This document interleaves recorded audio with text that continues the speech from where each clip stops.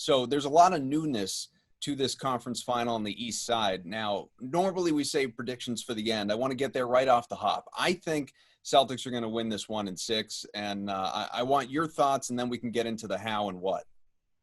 Well, I'm not much of a predictor, but the way I look at those things is if each team were to play to its maximum, who would win? And I think that if the Celtics play to their max, they win the series. But that doesn't mean they will, because Miami plays a style that can easily take the Celtics away from what they do, that can really injure the way the Celtics want to play. So I don't think it's a solid that Boston wins this at all, even though if you look player for player, you'd say, oh, I'll take Boston's guys over their guys. I just think it's going to be a lot more complicated than that. That in mind, what do you think C's fans should be most concerned about for this series? What makes, what's the most dangerous obstacle, I suppose, on the Heat side? Well, the most dangerous obstacle is the Heat have so many good outside shooters that if those guys are allowed to get on a roll, forget about it. No matter what you do, it's not going to matter because Miami they've got good 3-point shooters, and they'll be good against good defense. But if you start letting those guys hit shots, contested threes, and they get into that groove, it's going to get wild. So to me, the series comes down to this: the Celtics defensively have to be locked in. You saw them that way a lot against Toronto, but not all the time. And that's where they got in trouble. The Miami will hurt you even worse than Toronto could. So I think, perimeter defense, ball pressure, keeping the Heat from making that first pass or making it easily that gets them into their offense. And they don't necessarily need to pass. They're a good dribble handoff team. They're a good catch and shoot team. Again, they've got guys that just can get their shot off quickly. And in Jimmy Butler, you're looking at the reason why the series against Philadelphia was easy and why the series against Miami won't be. Philadelphia, that was a huge mistake. They should have done whatever, including, chains, athletic tape, whatever, to keep Jimmy Butler in Philadelphia, because that team Philadelphia just so mismatched. But in Jimmy Butler, you had a guy who could go get his own shot. And Philadelphia really didn't have that afterward.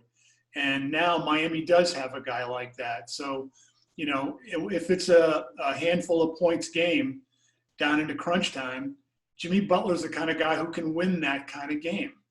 And so, they've got Duncan Robinson is going to be huge in this series, keeping him in check if you can. They've got guys at Tyler Herro who will just, wind up from somewhere in downtown Orlando and fire away. It's going to be interesting, but if you're the Celtics, offense, great. You're going to play your offense. You've got to make sure that every bit of energy you have, you don't leave anything in the bucket on the defensive end. Yeah, I definitely agree with that. I think when you look at Miami now, I haven't watched all of Miami throughout the entire season, but I caught a lot of them in the bubble because I think they're just fun to watch. And after watching Toronto up close for 7 games, I think that the half-court offense between the two teams is pretty, stark, okay? Toronto's a great team in transition, but when you slow them down in the half court, if it's not Kyle Lowry or Fred VanVleet really initiating, they get kind of bottled up and they don't really know what to do. I didn't love Toronto's half court offense. Flip side of that, I love Miami's half court offense. It's just much quicker. They get into sets quicker. The ball moves side to side, inside out, and those shooters become really important. But I think I am deeply concerned with what Boston does with Bam Adebayo, because I think Bam, the way he's grown into his position this year, he's not just a shot blocker anymore. He's way more complicated than that. I mean, at Kentucky, he's kind of a pick and dive guy, sort of a pick and pop guy, but more of a pick and dive guy, athletic as hell, runs the floor, rim runs, kind of like what people want Robert Williams to do. Now he's gotten to Miami. Now he's got a little bit of dribble drive game. He can put the ball on the deck, spin, create his own shot. He can pass out of, the high post if he needs to. And that's what really opens up the shooters. And what gets me really concerned is you got a Boston Celtics team that got beat up a little bit on the offensive glass in that series against Toronto, where Toronto get offensive rebounds and kick it out to a Fred VanVleet or an OG Anunoby or a Kyle Lowry or somebody. Replace those shooters now with Duncan Robinson, Tyler Hero, Goran Dragic, a red-hot Jay Crowder, which I can't believe it's still happening, Kelly Olynyk, who can shoot threes. You can get buried in a hurry. And as much as you want to limit your damage in transition, I'm gonna piggyback off you, Steve. Sticking to shooters in the half court is going to be, I think, the biggest thing of this series, in my opinion.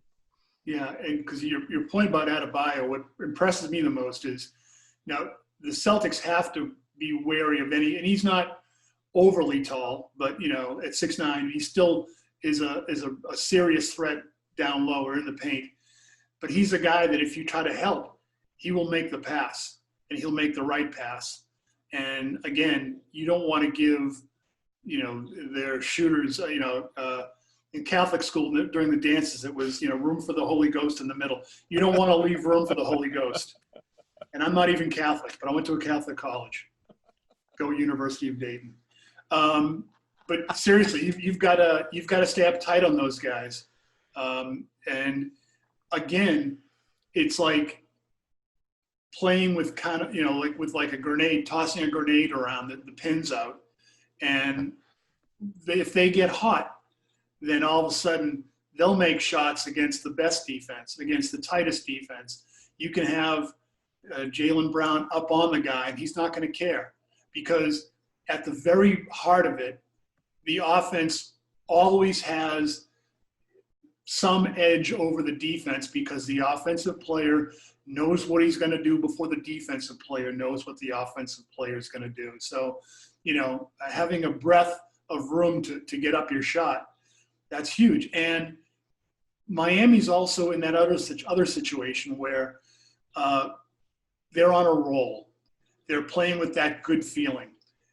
That feeling is important, that we're in this together, it's working, we're sharing the ball, we're not worrying about it, it's not sticking. The Celtics have that feeling this year. They didn't last year. But still, one of the biggest reasons Celtics Raptors went 7 is because on offense, the ball stuck a lot. There were too many times where a guy says, okay, I'm going to go make a play now. Killer. That's not good for you. I've said it before, I'll say it 1,000 times. Ball movement is life.